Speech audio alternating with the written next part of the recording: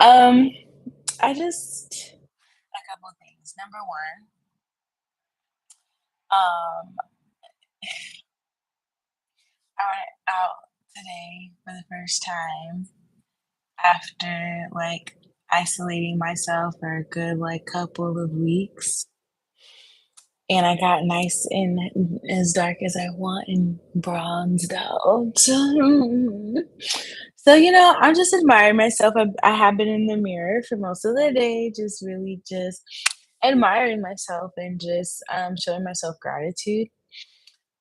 Because number one, this past month has been real rough and hard for me. But then number two, these past several months have been whooping your girl's ass. Okay. So I just, you know, I want to say 2 weeks ago, I have made a post on Twitter, a few, diving deep in what has been going on with me, but as it's happening and some of the realizations and just how down I looked and going back and looking at those videos um, and just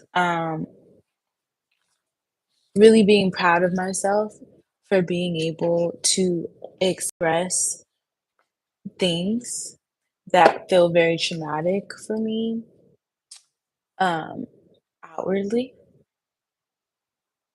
instead of holding that in, you know? And then going and looking at how, there was a man oh, in my videos where I was crying, and he was like, "Stop your bumble clot, bumble clot crying." And then he came back with so much more grace and just, saying how much he didn't like to see me cry. And it put a few things in perspective for me. For one, you know, tears are a sign of courage. Vulnerability is a sign of courage, even if it looks weak to most people, right? Tears are libations, okay? So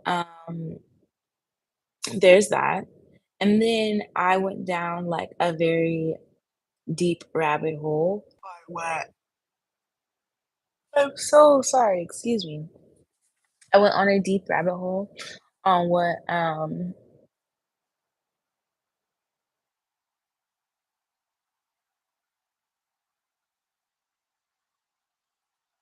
why did I draw a blank? I'm trying to remember what it was. What starts with the A. Hold on, y'all. My bad. My bad. Because I've been a good little girly gal and been doing a lot of studying.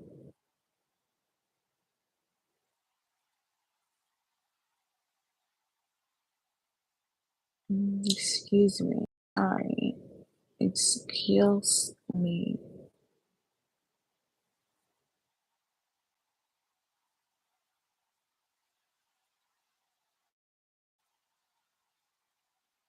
Come on, God, bring it back. Bring it back. What was I trying to explain? Come on, put it in. I have so many are going down rabbit holes of studying. It must be ah, come on.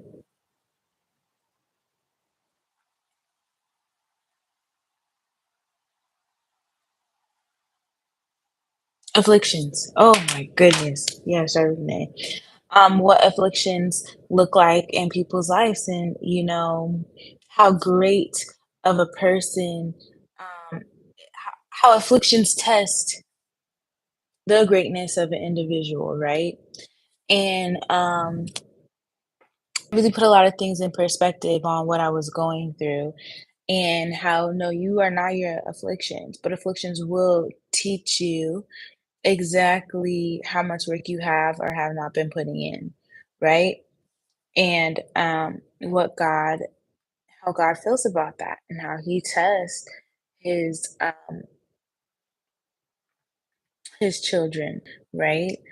Um and I also looked inside the Quran as well. And so that was nice. Actually, reading a few scriptures out of the Quran, it's so poetic. Like, it's so romantic. It's a very romantic s it's very romantic. I really enjoy reading from it. Um, yeah, I really do. But yeah, I thought about that and I put that my mind at ease. And so this week I'm back and I feel really, really good. I feel very strong. I feel very loving. And even today, like I went out we went out after being stuck inside for a good like week and a half, me and my kids. And I wouldn't even really say stuck inside, just staying in solitude. Because that's my jam. Especially when I'm not feeling good. I don't really wanna I notice as of recently, every time I go out, I'm either running into people or, people just want to talk to us. And I'll be honest with you, like, I don't wanna talk to people when I go out. I don't. Also, I started to gain understanding of just, like, sitting still, the power of sitting still, you know? I've had a lot of things that have happened that made me feel like I needed to rush for answers. Every time I am ready to start getting into the word and getting into like my into these videos, I always end up yawning and I apologize for that. But I'm not I come on here because I feel like energized enough, but every time I start press record, I start yawning. But let's get back to it. Just the power of just sitting still when everything and everyone around me feel need is telling me that I need to keep it going. This past week, I've been sleeping a lot. I've been sleeping a lot. And for me, rest is very healing for me. Rest brings me back to my um, calm state.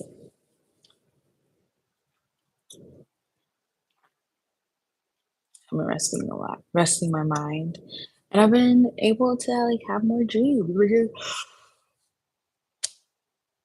You guys, hey, hold on.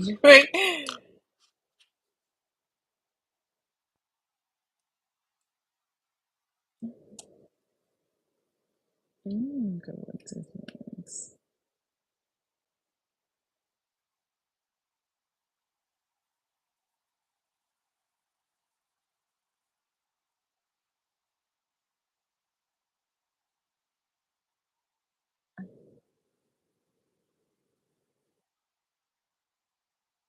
Oh, so I did look up like what does yawning mean? Um, so it says some say that yawning can have a spiritual meaning, such as a way to release energy or reach a higher level of energy. Tibetan monks often observe yawning during meditation and believe it can help them reach a calmer, energy level mentally and physically. Yawning can help release negative energy that builds up during the day. I can help people transition to higher energy levels in the morning. Yawning during meditation can also be caused by other factors, such as energy flow. Meditating people try to direct their energy and consciousness upward to the spiritual eye, which is your third. Um, If energy moves downwards, consciousness can move towards the subconscious, which can cause yawning, sleepiness, or even falling asleep. Breathing. Yawning can also be caused by impaired breathing. Hmm. On a spiritual perspective, yawning is considered a relief relief valve of energies. Hmm.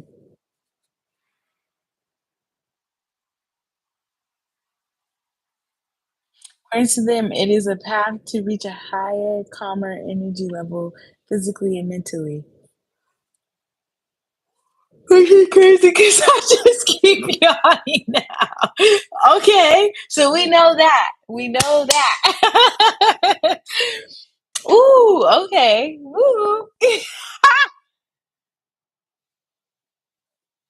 We know that because your girl, I was like, yo, why do I keep yawning? Like, I'm chilling. I didn't feel, yeah, okay. So there you go. But anyway, I just really wanted to come on here, show myself gratitude and love because I kept looking at myself more often than usual in the mirror and just really just being thankful to my self-love journey and being very, very thankful to my ability to be with myself. Ooh, especially during the summer, girl. Oof. The summer is like when I feel like extra sexy because I get my nice cocoa brown and oh, I get real my libido shoots up. Like my libido is wild. So while I am in my celibacy journey, while I'm in my celibacy journey, it's intense. Ew, it's intense.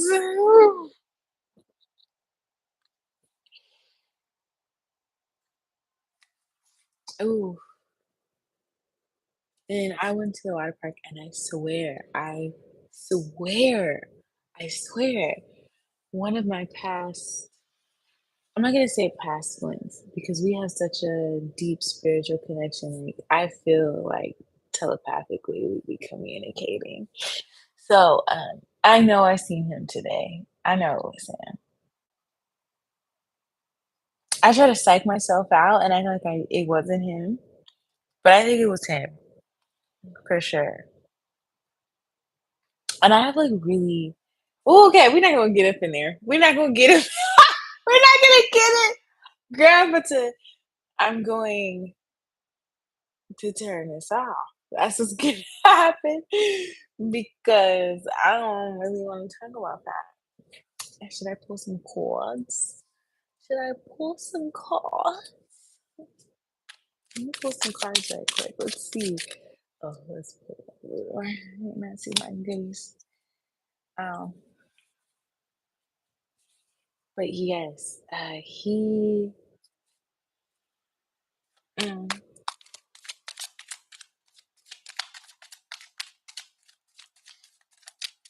um,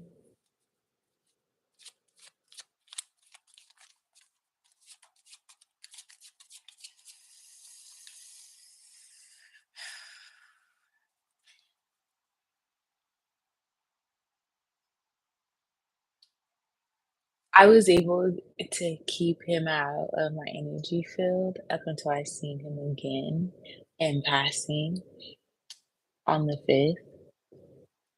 And every time I see him, it doesn't matter how hard I work on being one track minded and just focusing on my healing. Because at this point, I feel like I definitely need to be assertive and keep my boundaries up because I I really truly am enjoying this journey of me just going inward. I really do. And I just don't want that to be disrupted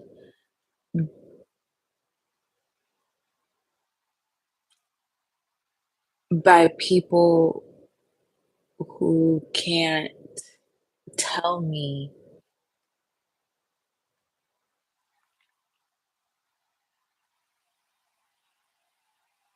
how they feel. Like, we can't just always be communicating with telepathy. Even though my dad did say, the love of your life, the person that you're supposed to be with, like your husband, you guys don't need to talk. Um, it's telepathy, Like you can read each other's mind. You don't need to talk.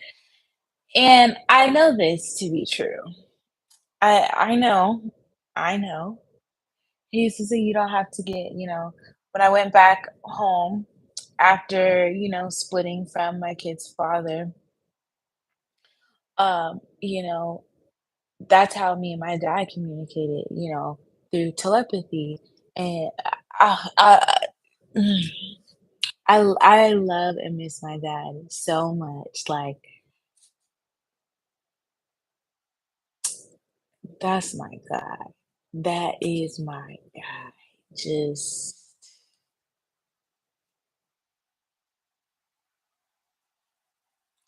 I could just get one more hug, like a deep, deep hug, and be able to kiss him on his spiky ass beard.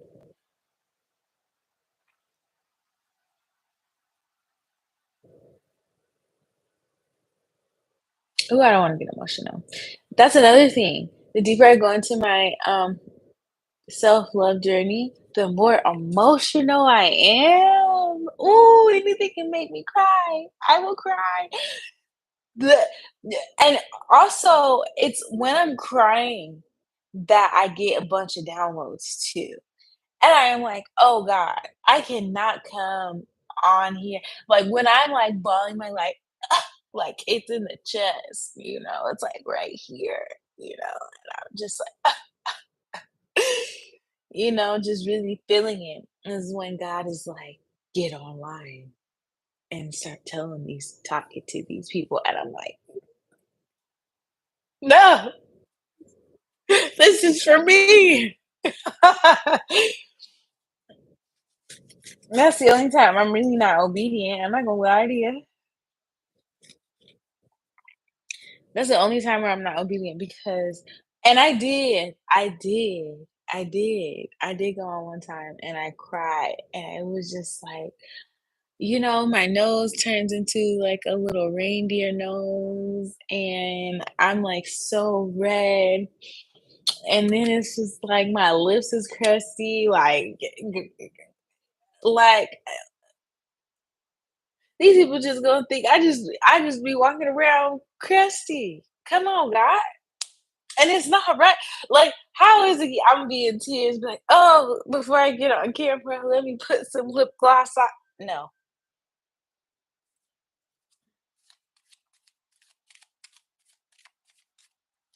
But yeah, let me stop talking about the man and start talking about the father. Okay, let me start talking about my father. That's where I was at. Talking about my daddy. But talking about my daddy. When I think about my dad, like the country girl just comes like the little ghetto ass Black and Cambodian girl that was running around chasing chickens.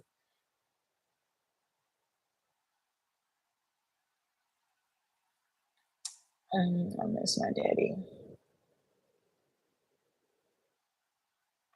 I miss my papa. And he sends me like little messages here and there, which is really just like, it's not even really like, hey, baby. But even one of the things when I was young, like a preteen, like 12, 13, 14, I was really upset with him. This is when he first started getting on drugs.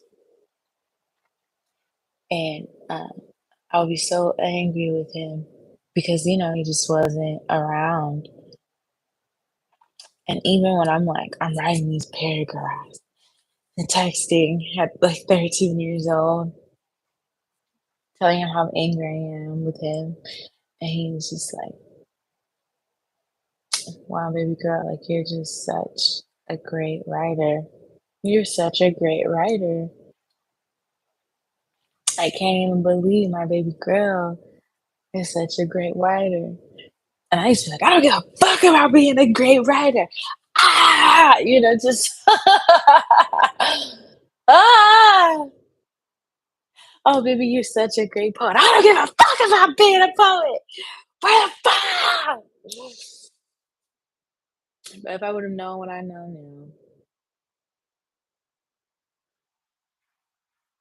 now. Ooh, come on. I don't want to talk about this. I don't want this is done. I think I'm gonna get off. I was just chopping it up with you guys and just wanted to remind you. There's gonna be a lot of hard days with you. It's a lot of hard days, more hard days than there are happy days, right? Like because you're going through your childhood trauma, you're coming to the realization of your standards now and the standards you had before. And you get to have a bird's eye view on exactly, I wouldn't even say bird's eye view because that's still not, no, you get to see in the third outside looking in exactly how you were treated and how you should not have been treated and how you would never put up with that and go do that or put up with that from somebody now, right? And so there's gonna be times where you're like, I want to give up. There's gonna be times where there's gonna be people that want to distract you. And even if you do get distracted once or two times, you are not your afflictions. You know that? It's okay. It's all right. It's okay. Because it's a whole mindset switch, right? It's a whole mindset switch. They say in the Bible it takes God 21 days to answer a prayer. It takes 21 days for you to create a habit, okay? Heartbreak is gonna come up. You're gonna be heartbroken about things that have nothing to do with intimate relationships, right? And when I say intimate relationship, it's like when you're partnering up, you're gonna come to realization that what you thought was love is not love. And that's gonna be heartbreaking to have to come to terms with.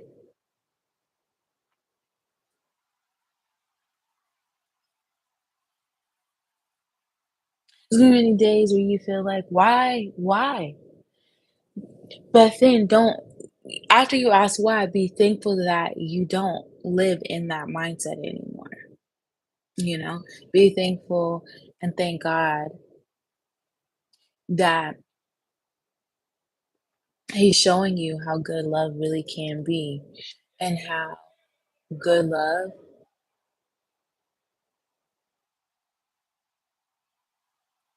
does come with trials and tribulations, but it doesn't come with disrespect. It doesn't come with you compromising who you are as an individual, you know? And when you're dealing with people, when you're in this solitude, when it's time for you to dive into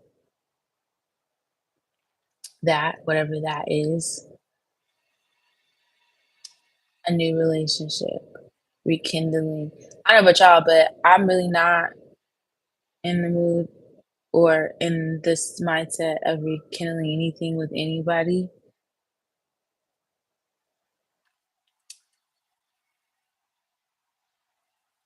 especially if they were very toxic. There's one person I want to rekindle things with, but also I'm okay with just letting my imagination roam and fly and be okay with letting go. Mm, be okay with letting go. So I'm just gonna pull off the top right quick and see what this is gonna tell us. Yeah, Four of Pentacles. Ah! Be okay with letting go because Four of Pentacles talks about,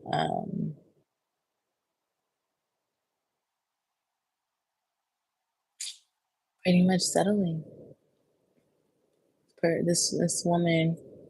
It's very big, trying to pull a very small person up with them, and they're already occupied with somebody, you know?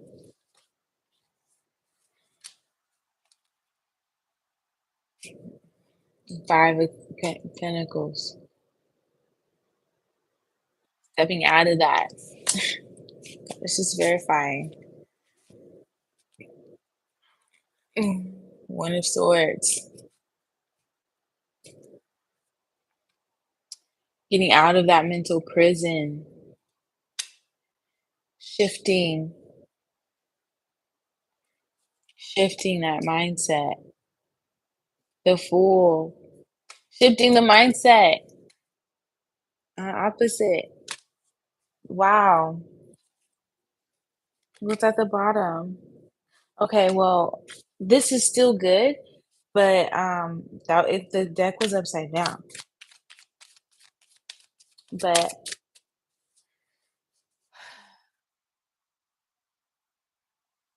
let's do a little bit of prayer. Let's actually just do a prayer. Um, let's pull one more. The wheel. No! Okay, let's pray. God, I thank you for the strength that you have given me to be able to stay steadfast on the commitment to myself and to show myself how devoted I am to the plan and my own inner workings. God, I ask that you continue to wrap your arms around me and show me the way, the righteous way, and allow for the love that I show myself and I have been showing myself to positively affect those that are around me, within my circle, within my energy.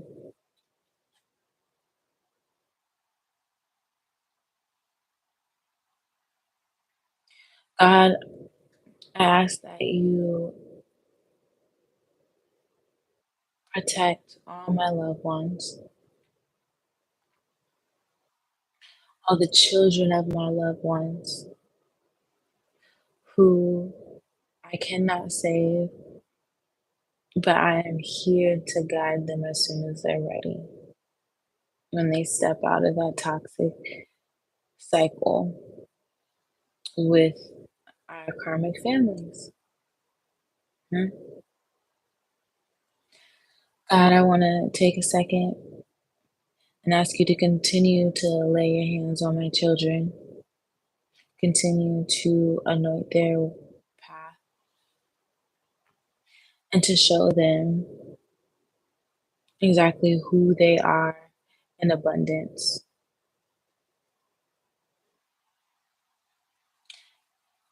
God, I ask that you bless my husband, continue blessing him, continue to allow for him to find me and know that I'm here waiting on him.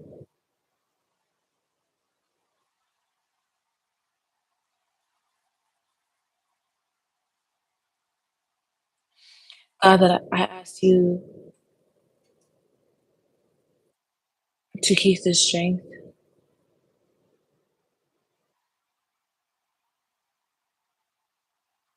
mm, that I have. Let it be a reflection of the armor of love that you continue to give me on a day to day basis. Let my walk in love guide me and shift my mindset to know that there's no such thing as falling in love. I must walk in the love that I know that I deserve within myself before anybody else can come in and love on me and cherish me.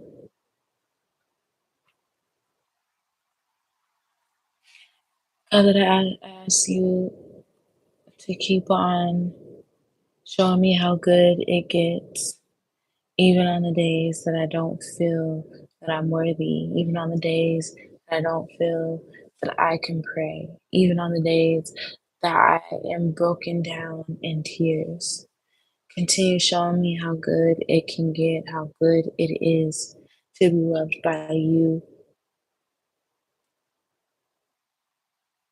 Those around me who seek me to heal them, allow them to understand and help them understand that there is no healing without seeking and serving you.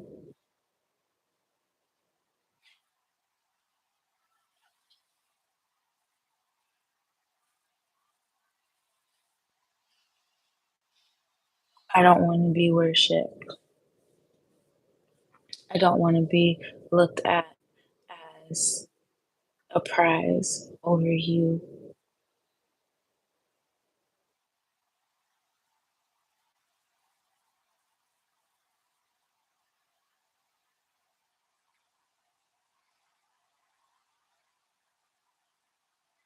I think everything that I have, everything that is to come, and everything that is destined for me and my family. I love you. In the name of Yeshua, in the name of Yahweh, Asher Yahweh, Asher Amen. Yeah, y'all. This is beautiful. I keep getting this where it's just like there's somebody's coming. My future husband's coming. He's here. He's already here, and that's beautiful. It just makes me nervous. It makes me nervous. It does. Cause who is he? You know, what is he gonna look like? How is he gonna show up?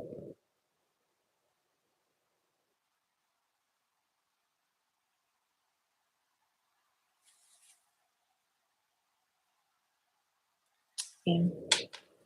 So bye. Thanks for listening to my little shenanigans.